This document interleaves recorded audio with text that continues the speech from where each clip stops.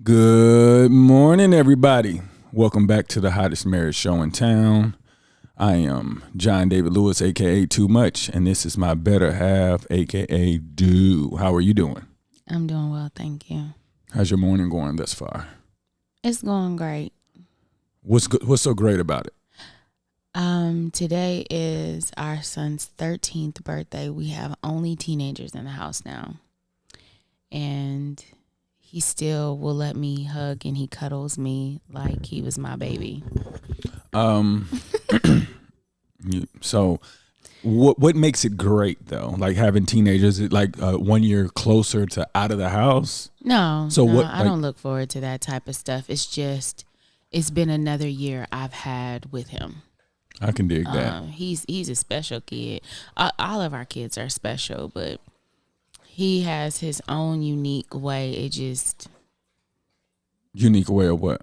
I don't know, challenging us to think, and like Day challenges us to think about, I don't know, being good to people. And Dallas challenges you to think about like the earth and and to him it's so easy to think about, I think I want to be president, and I think I want to do, when I'm president I'm going to do this or I'm going to do that, and it seems so easy to him. Like life doesn't seem like it's a struggle for him. You know what I'm saying? And I love that about him because it makes him so free to think about what he's willing to do. Like I remember when people used to say, stop asking your kids what they want to be when they grow up. Ask them what problem they want to solve. He's always been a kid who is trying to solve a problem. Yeah. And, he's just, I love my kids for their uniqueness. His uniqueness, it makes me hopeful for the world. Definitely that. I mean, so crazy. Like he seems so much more mature. Yeah. In so many aspects. But happy birthday, Dallas. And whenever you do listen to this, know that we were definitely thinking about you. But the topic that I was kind of thinking about, I was kind of like iffy about it because I kind of know some standpoints of how you feel, but I do know there are certain things where you have extreme empathy for it. Okay. But I wanted to talk about how the narration of the LGBTQ plus community can control the narration of what could be canceled. And the reason why I want to talk about this is because I don't think it's fair that, that when we talk about issues that happen, that we blame a whole community because I don't even know if they stick together, but people make it seem like they stick together. And so therefore, whenever something happens, the whole community gets attacked. And I wanted to talk about that because I don't think that's fair. And I know it has a lot to do with our community because we feel like everybody cares about every other community but our own.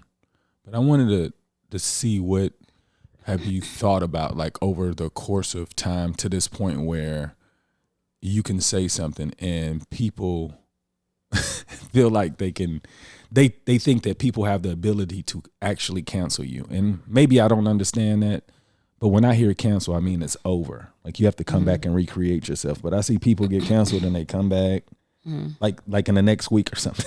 Right. I don't understand it. Well, I guess there are two ways that I'm thinking about when you're posing this to me. I don't know if you're saying they have the power to cancel people. Do you think, because people say that they do. I don't believe say that their community has the ability to cancel. Yeah, and I don't believe it. Like it was like, oh my God, they said this, and then the LGBTQ plus community decided to do this, and now they're canceled. Like with the baby situation, or even with Dave Chappelle. Yeah, I don't know much about baby. So the baby. Okay, the baby.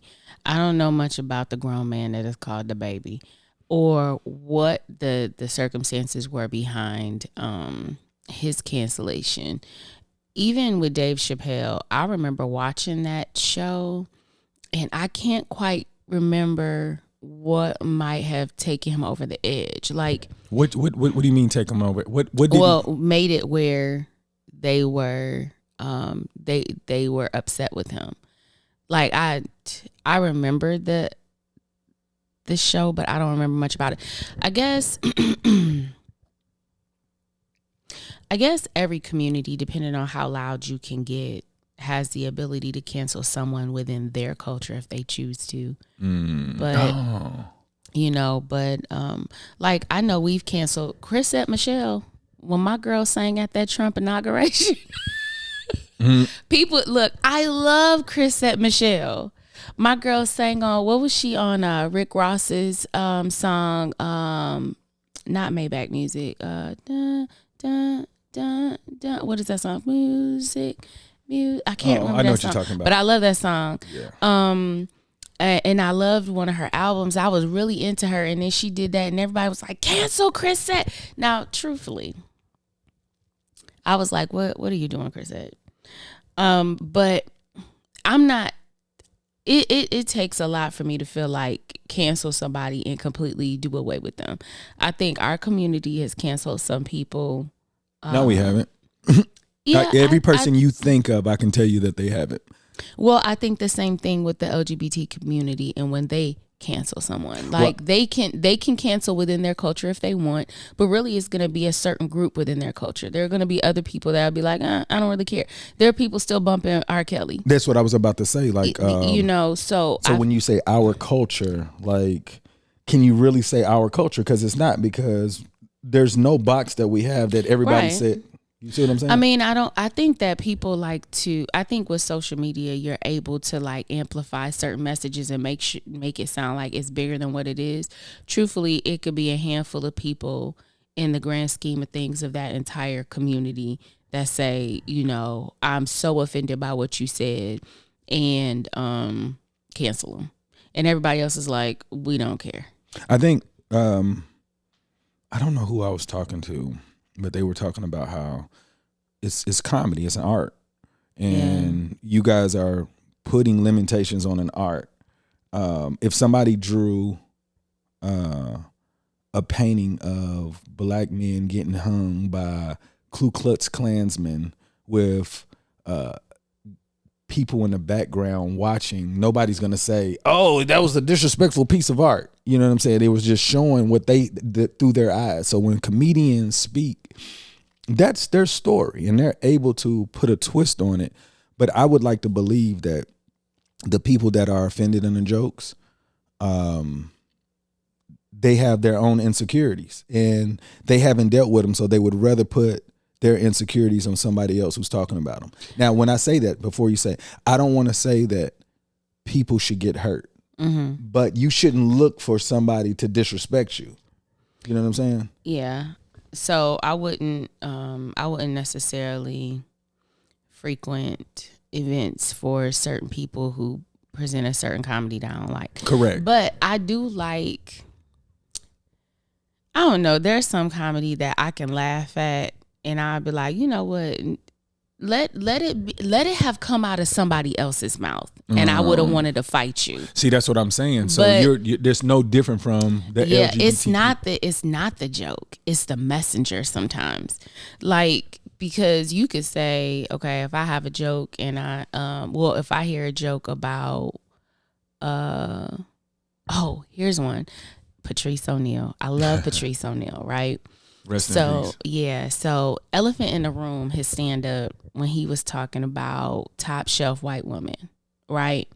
Now, if there was a white comedian that was talking about top shelf white woman and then saying, we ain't looking for you, black woman, but this white woman right here, this top shelf, we would look for her. You know what I'm saying? That joke, I looked at him like, I will punch you in your teeth. But at the same time, I know our community and the jokes and the the historical value we've placed on what he was saying wasn't a lie. But if it were somebody else who had delivered that joke, I'd have been like, "Look, you So don't degrade the." So it's really not a joke then. Like, it really wasn't. But I think that some comedians just draw attention to like real life, and then they make you laugh at it because it sounds ridiculous when they say it, but we actually live this life. So if it were, like I said, I don't really recall what exactly Dave Chappelle said. I don't know what the baby said. But if it were somebody within their community that was making a joke similar to that and talking about it, it would not have, I don't think it would have pulled out as much outrage because it's you talking about your own community. I know, that's what I'm saying. Like, now the baby, I don't want to get what he said wrong, but his view, I can kind of sum it up in my perspective. He gave a traditional view of a community that we grew up on, like Adam and Eve type thing, and not Madam and Eve, or that's a new one, Adam and Eve. Yeah, or Madam and Eve, Madam and Eve and Adam and Steve. Yeah, so it was more so like we were put on this earth to procreate. And if you do this, then I don't mess with you. To that degree. Like, now he didn't say it anywhere remotely close to that, but that's what I got. And the reason why I say I got it like that, because I remember growing, like I told you, my father was like, you can bring home anything you want as long as it ain't a man. So if I was homosexual, I couldn't bring that home to my father. So being that I wasn't homosexual, it was easier for me to, live the life that I lived, but it was easier for me to make jokes also. Because I thought it was okay. But I will say though, when I was making jokes, it was literally for fun. It wasn't that I was thinking it was going to hurt somebody's feelings. I don't think comedians be like, I want to tear this community up, so let me go and say this. I think that, people are speaking according to their knowledge base and their belief system and what they feel is okay and not okay. And some people say stuff for shock value. I understand that. But I don't know if people go out and they just be like, you know what? I really want to damage someone today, so I'm going to say this. I think that they don't put as much value on something, and they feel like it's easier to joke about it because it's not that serious, because it don't have to do with them. Like, so it's a level of etiquette in comedy that most people are looking for. Like, if you're going to talk about my community, then you can't say these things. You gotta be careful. Yeah, but if it's us, then we get to be more racy when we're a part of the community. Like, even like when things are not, and I can't even say that because I'm sure he has friends that are a part of the community or whatever. But I know that growing up, we used to talk about, because it was the idea that, heterosexuality was normal and anything other than was abnormal. It was, some people would say it was wrong. Some people would say they attached a lot of words to it. But I'm going to tell you what, the older I got and the more that I had cousins who were, coming out and making our family aware of who they loved and how they loved, it was like, it was certain things people couldn't say around me no more. Like, because to me. So what do you mean? Like, because before it's removed from me. Like, it's a people. Yes, but there are ideas that I was taught about it, and so I minimized it. I minimized that entire the community. Yeah, I minimized the community. To me, it was like, I got it. Almost make believe, because I didn't know anyone like that. So then it was like, it wasn't that important. When people made a joke, I was like, oh, ha, ha, ha. But as soon as I realized, like, okay, once I learned outside of the messages that were taught to me about this community, when you don't have anybody attached to it, this community is just an idea. You don't even know these people. You haven't been around them. And then you realize you've been around them all your life. And then it's like, wait a minute.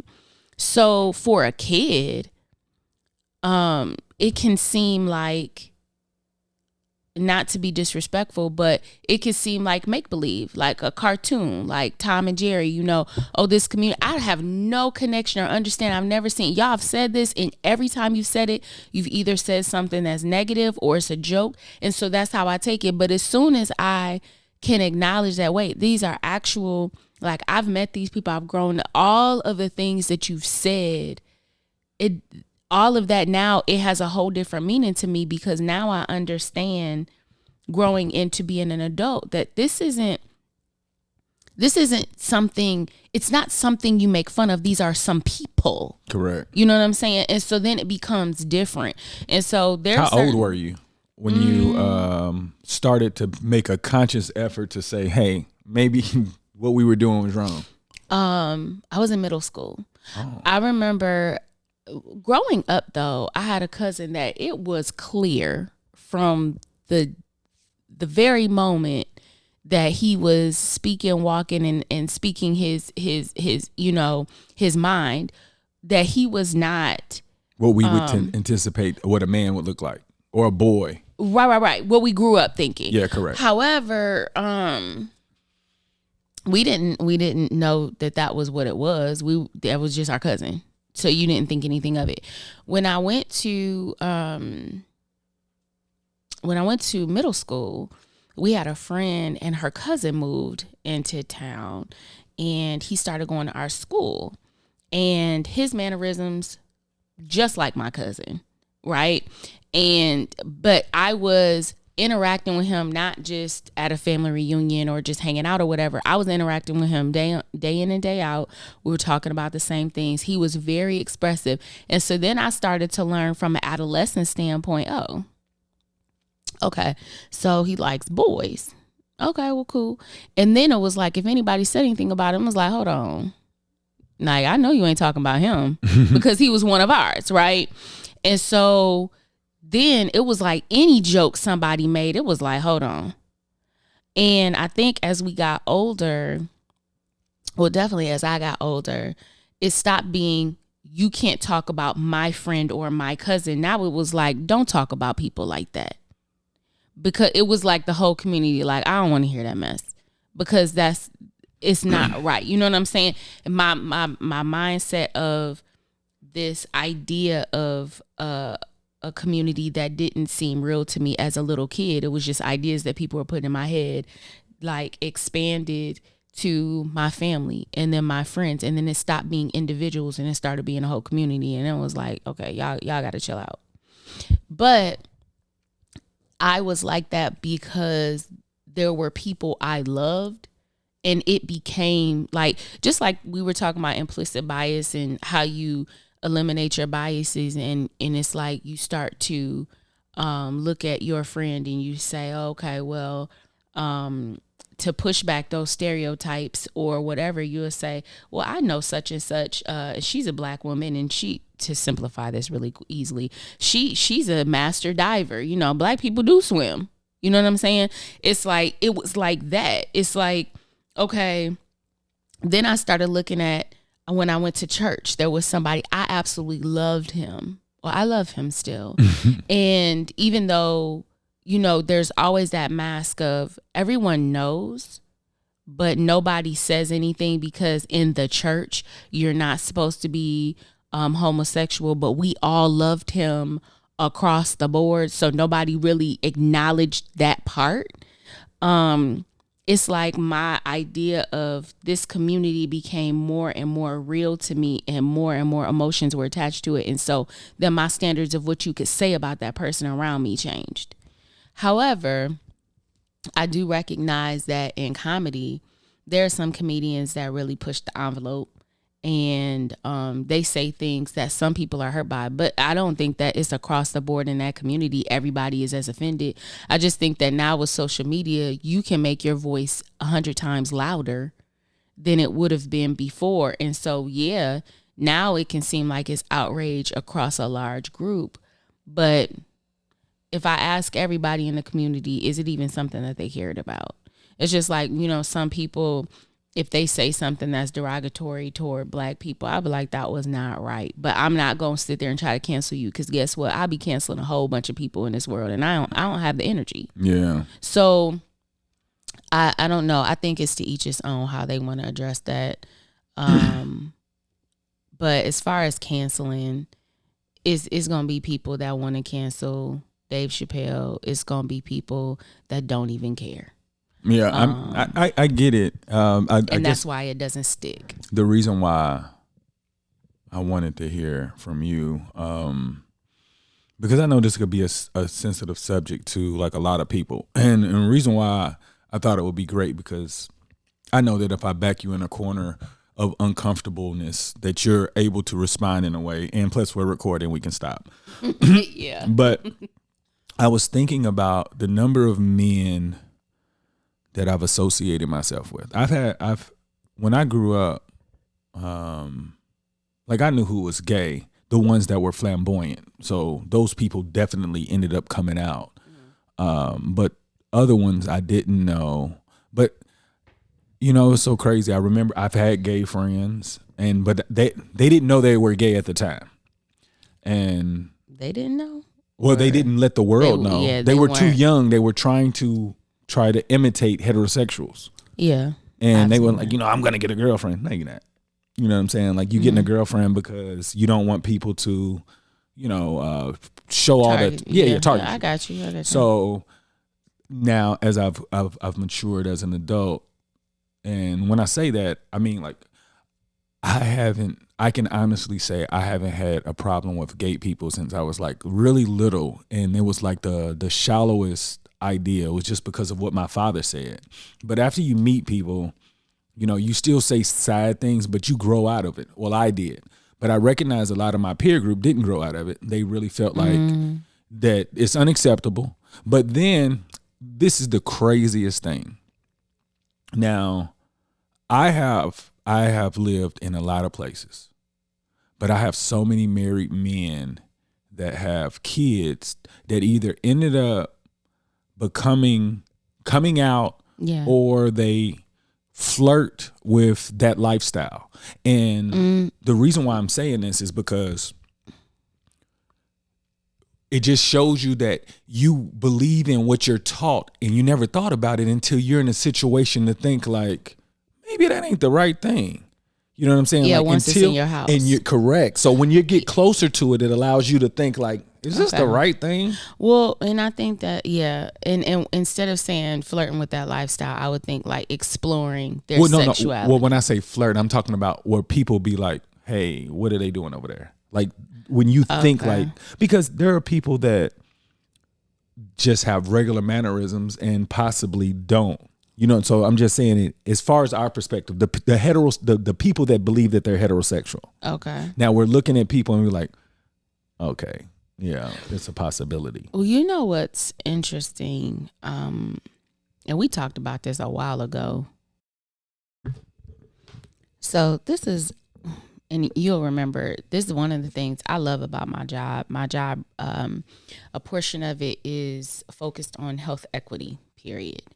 And so I've learned so much over the last couple of years. And I remember, what was it? Maybe it wasn't long after I started the job. There was a lot of work. There's a lot of health disparities in the LGBTQ community, QA plus community, just because people don't know the right terminology in order to speak to them. And they don't know, there are some people who have their own hangups, so they're not comfortable with treating them. And sometimes it's in that community. It's a lot of things. And so one of the things they put me on was this webinar called Being Basic.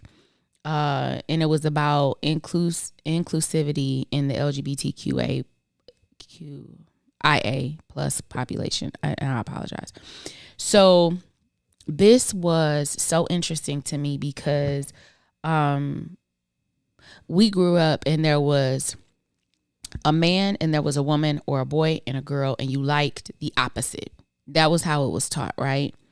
But when they started you know, when you grow up, you hear people exploring about their sexuality, or you have that uncle that always had that roommate or aunt or whatever. And excuse me, we never really acknowledge that things don't have to look like either this or that and just be this clean definition, right?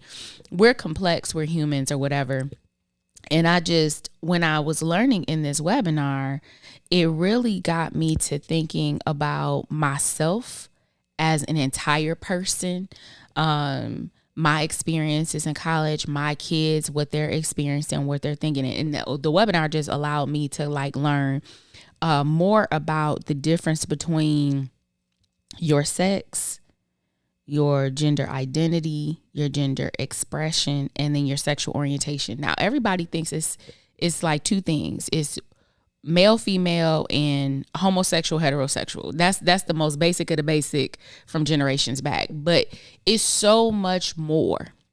And so first they talked about your biological sex is what they look at when they're trying to figure out what your genitalia says you are.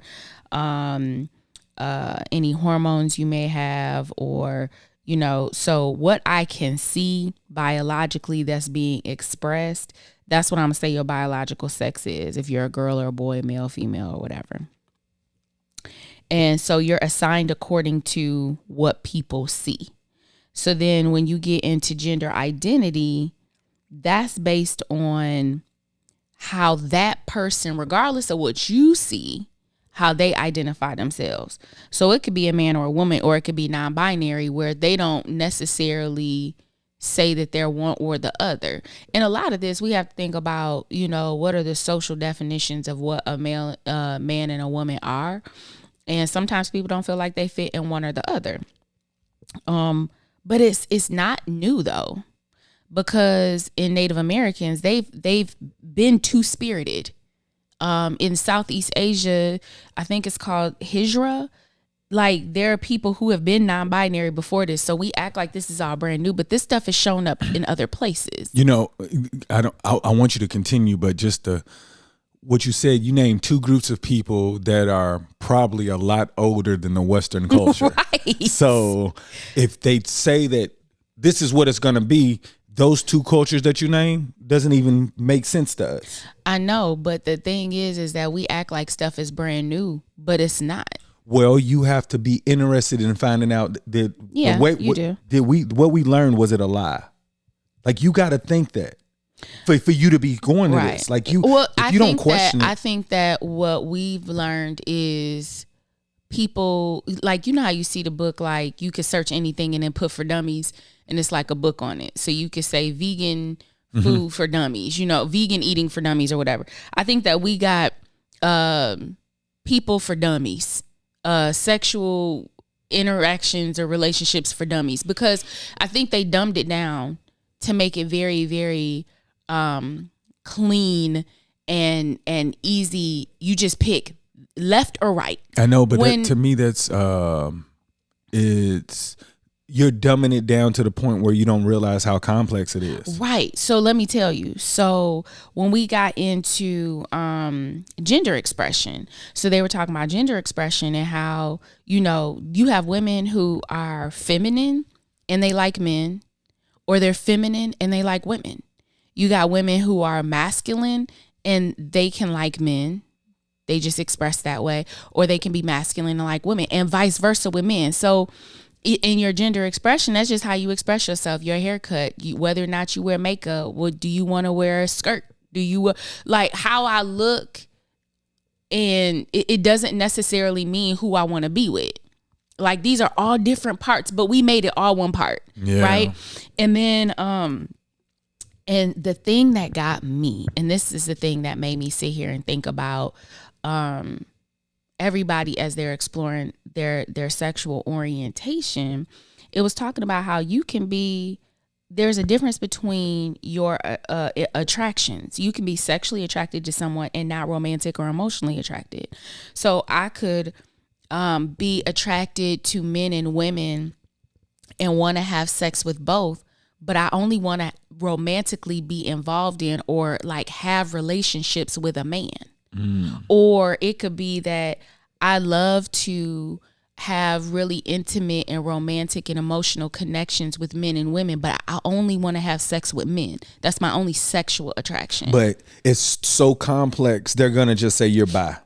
Yeah. So they already just... okay, you doing all of that, you just bi. Yeah. But then there are people, and you know what, I didn't understand in the beginning, but there were some people that was like, no, I'm not bisexual. Mm-hmm. And then when they had broke it down in that webinar, and they were like, look, there could be people that you look at and you be like, oof, I would love to do whatever with them. But if you had sex with them and they're like, you know, what are our next steps? And you be like, nothing. Like, this is all I want. You know what I'm saying? And so, depending on what you're looking for, if like we said earlier, I think we said earlier, like if you don't tell people what you want, you're just hoping that they're going to give you what you want. Well, and then it makes me think about, it's this girl I follow on Instagram.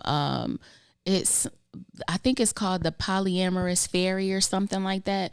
And so she talks about how we've grown up with this idea that we're in relationships and this person is mine and I am this person and you know, I'm their person and there's no real ownership. And if you weren't taught that you had to be in a relationship with just one person, then like, would there really be all of that hurt around cheating? Or would you have a more fulfilling life because you are in relationships with people who fulfill so many of your wants, but not all of them.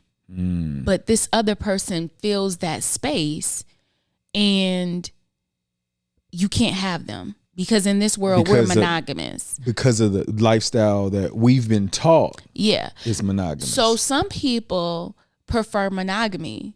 To them is easier. The boundaries are set. When you add other people in, it can be messy unless those other people understand. Yeah. But because we don't really explore that and we've been taught that it has to go this particular way, nobody is really learning.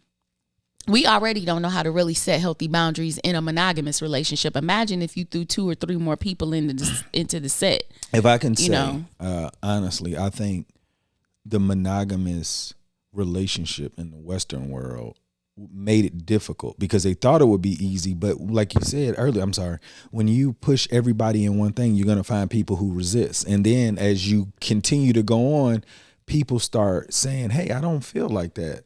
Mm-hmm. Like, why are you guys making me feel like I'm supposed to feel this way? Mm-hmm. So as time goes on, people are starting to use their voice. Yeah. And I was just about to say how even now with the Black man population of friendships that I've acquired over my long journey of life, that I can see that men who are very open-minded versus very closed-minded. And the problem I'm having with the whole thing is that the ones who are closed-minded, and when I say closed-minded, it's because they were taught that. And they haven't said, hey, what if I was taught wrong? Because I feel like this. When I learned that maybe the information that I got was wrong, I felt like I became a better person because then I stopped isolating people and targeting. I'm like, man, you know what I'm saying? So it made me more empathetic toward anybody I looked at. Yeah, I think when you realize that, when you acknowledge that people are complex, then it makes you a lot better as a person because no one wants to feel isolated away from their family. Like what you were saying, people who have children or family members that are their sexual orientation is not heterosexual. They're you know, they may be any other part of that the LGBTQ community. It's like it makes you uncomfortable. That don't have nothing to do with you. Humans are complex. It's because we believe what we were taught is right. Yeah, and it's okay to want to live your life like that. I mean, it's okay to be monogamous, to be heterosexual, to be Christian. For your gender expression to match societal that's the reason guidelines of what gender is. It's gender okay. was off of Christianity because of the Bible. It's in the Bible. I don't know. I'm saying like, okay. That's the way that I learned when I was growing up in the church, it was a sin to do anything outside of heterosexual. So that's what I'm saying. Western world is driven off of Christianity. So they automatically put us in a box because it was related to God. Okay. The way that I grew up on it. Okay. But I can't necessarily say that it's the religion itself that set these guidelines. I'm talking about the people who taught the religion. Well, and yeah, I think that anybody can take a text and make it what they want it to be. Did you grow up differently? That's one of my biggest concerns with, well, I've talked to people before and I'm like, the Bible was translated how many times over? And we all know that every word can't be directly translated from one language to another. So some things were filled in that didn't necessarily match the original intent of the author. And we also know that historically, text has been changed based on kings who wanted a certain message to be put across to, their subjects. And so I don't, when I'm thinking of it across the board. Whether you're Christian or not, everybody kind of fell up under this. Like we all started falling up under the boy girl expectations, your gender roles and all that other stuff. We all fell under that. Who's we? I'm saying the majority of the world, when they express on, like, when everybody understands, like, people don't understand us in a more complex light, but everyone has the understanding of what we mean when we say male, female, girl, boy. You know what I'm saying? Everybody understands. It's like the universal fact that everybody tried to pass along across the world. So if I ask somebody in another country of another language, this, do you understand what I mean when I say girl or boy or man or woman? They're going to say yes, but it doesn't necessarily mean that they don't understand that there are other, I understand. I got you. So that's what I'm saying. But what I am saying is, that really, to be able to look at people and how science defines them, how they define themselves, how they choose to dress or express themselves, who they choose to love, who they choose to engage in sex with. All of these things can be different. Yeah. It's all a mix.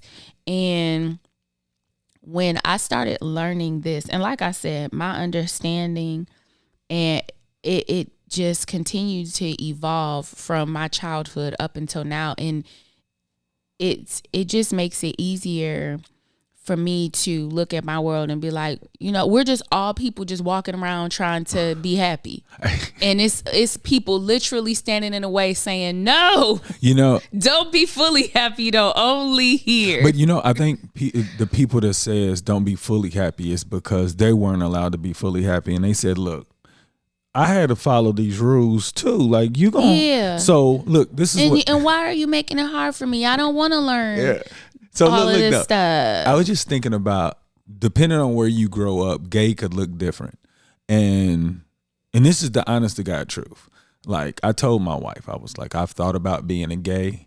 And it's gay. Being a gay?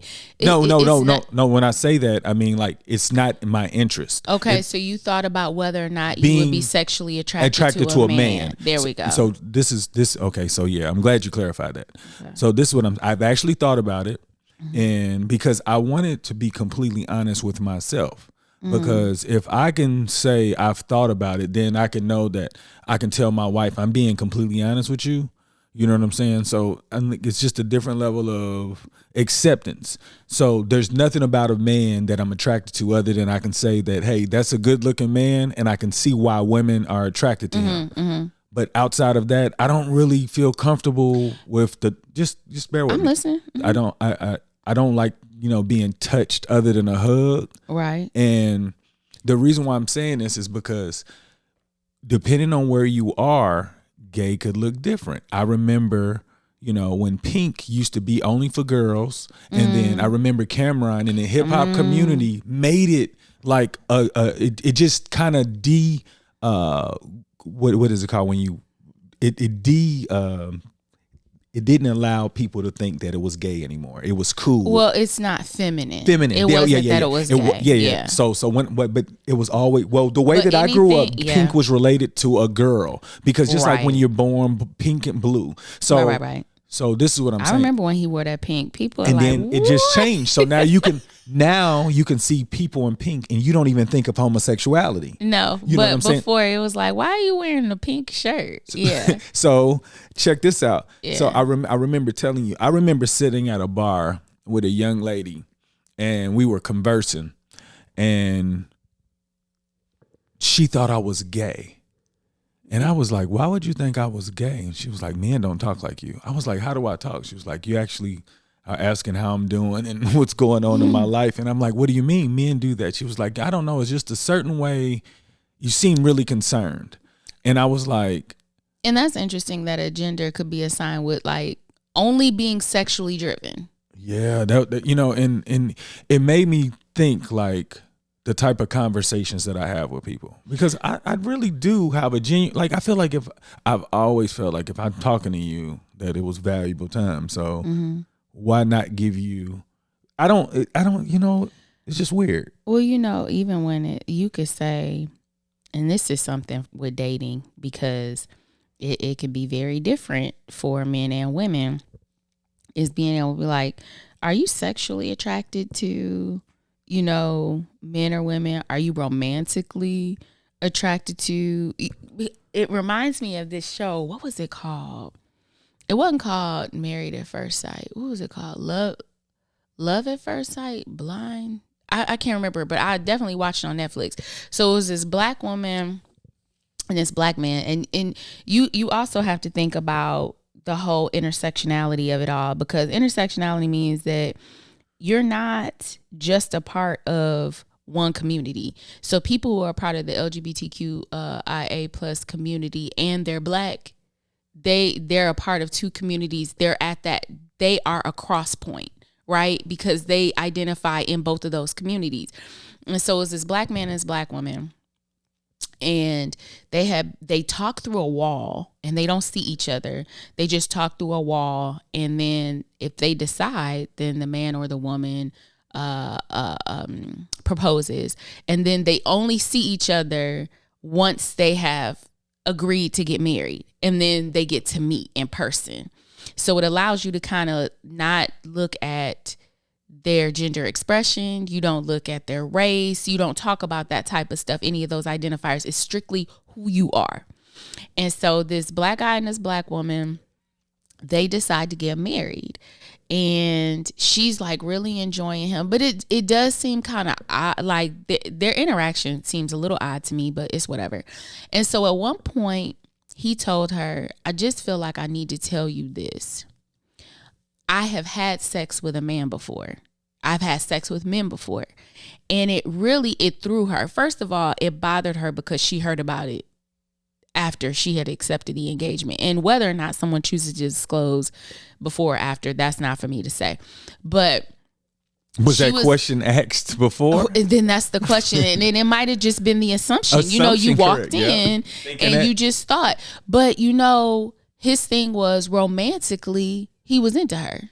And sexually, he would have sex with women. But he's had sex with men before as well. And I don't know if he's had romantic attractions. But it's like, people are complex. They are. You know, and really the only people that are allowed to be even partially complex are women, because in a man's world, they love the idea of having another woman involved. Mm-hmm. Like, oh yeah, you like women. Well, what if I like women, but only when it's just women and women? I mean, I don't want us all to be together. You know what I'm saying? And then there's the other thing. So it's more and more complex. Yeah. But it's just, I think that I just feel that we make it seem like it's simple and it's not. And we get mad about people wanting us to learn those parts. Like, why?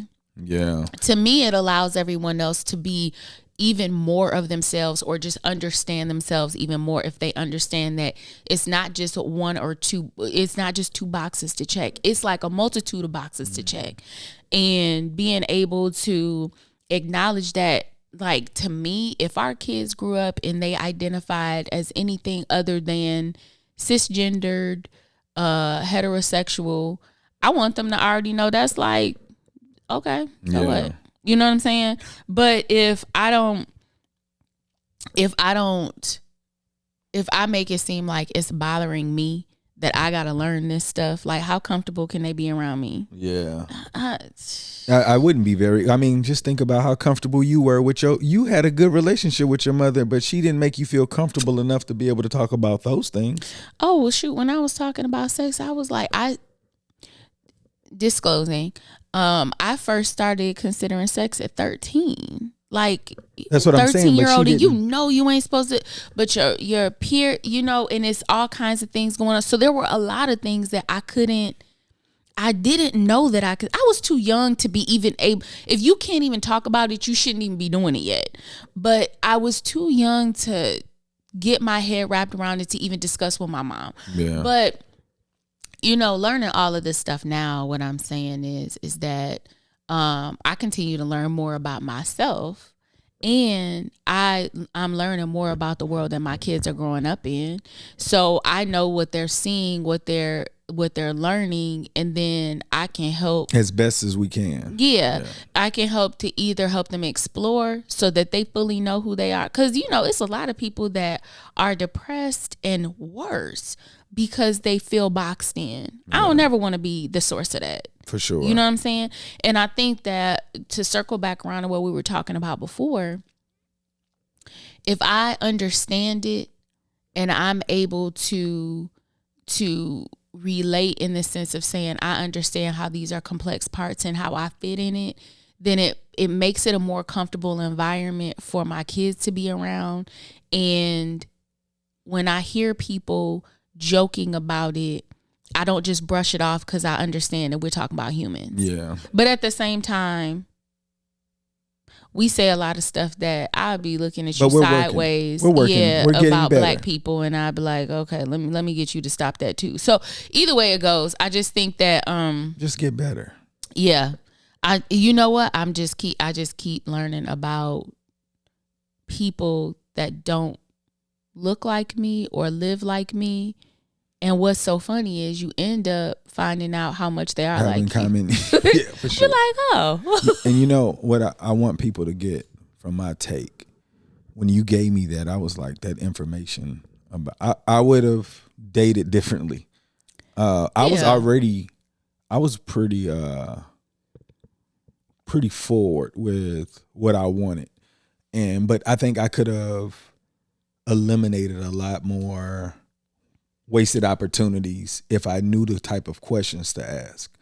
And I think that the questions that I was asking, then people was like, why would you ask that? I was like, look, I'm not about to play this game. But the questions that you have now, if everybody, like I promise, if everybody used the information from this podcast when they're dating, they will be more successful with relationships than just going in and just going with your intent. And when I say this is the most basic of the basic of the basic, like this is no expert explanation. It's just what I got from that. It just sounds like common sense if you think about it. Like maybe I should ask people, do you like the things that I like? Right.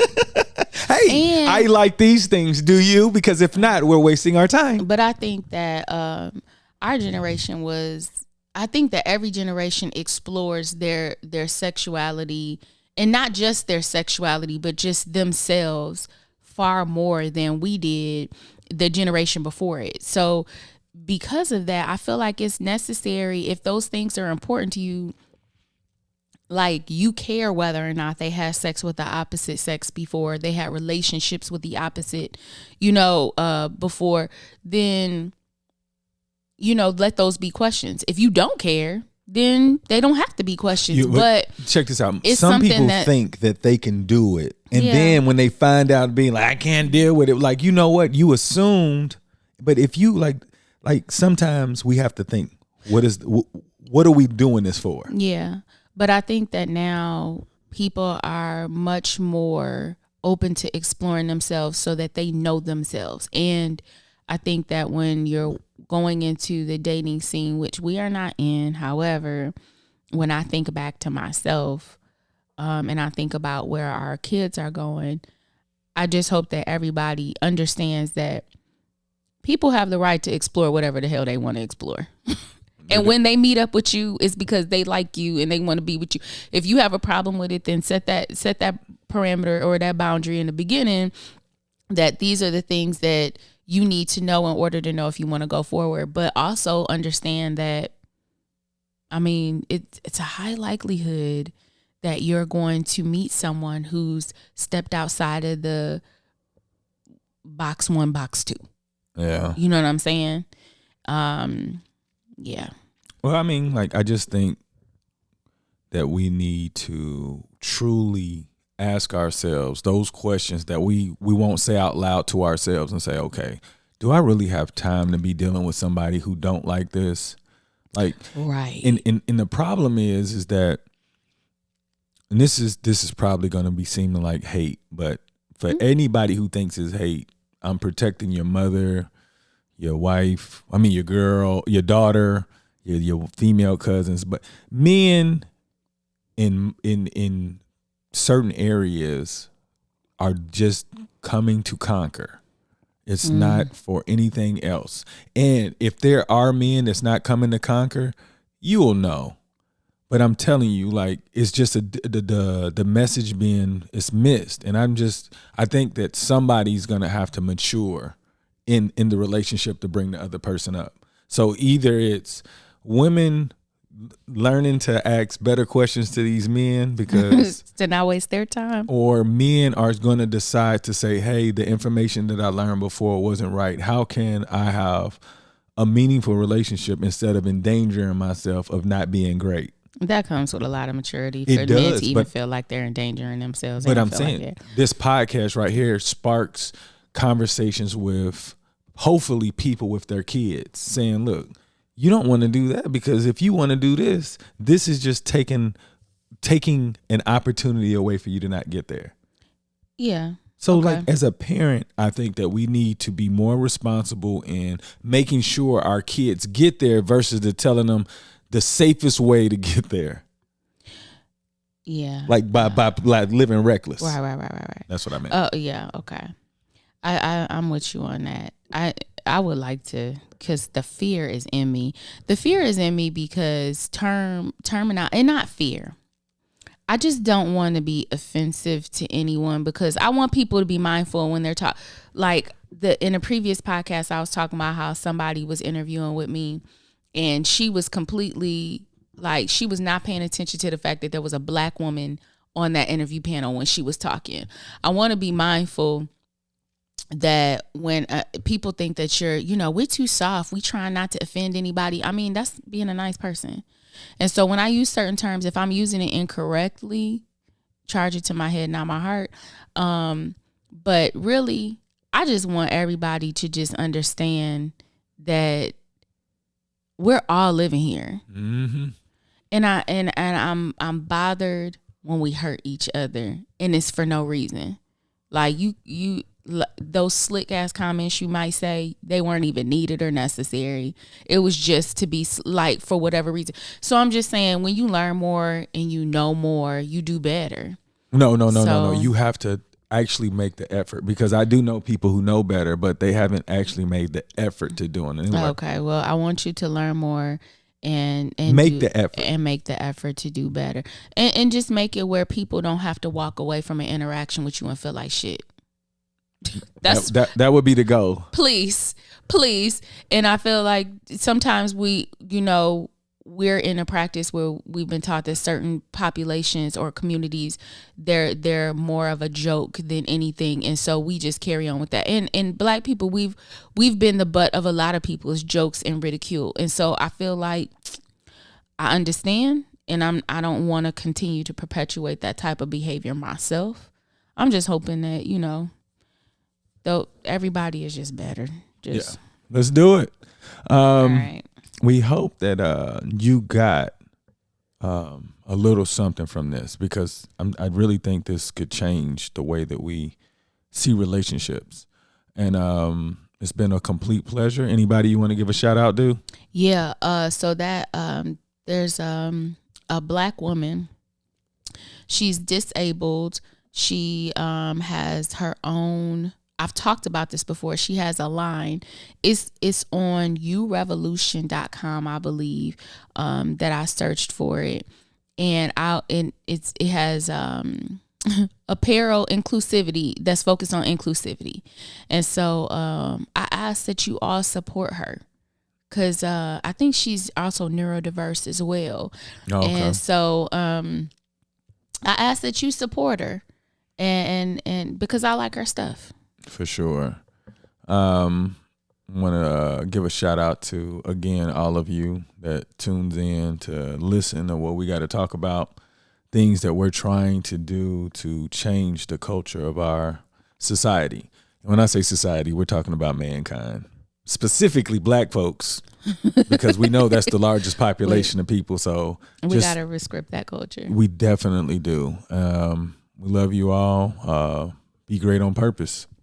Love you. Boom.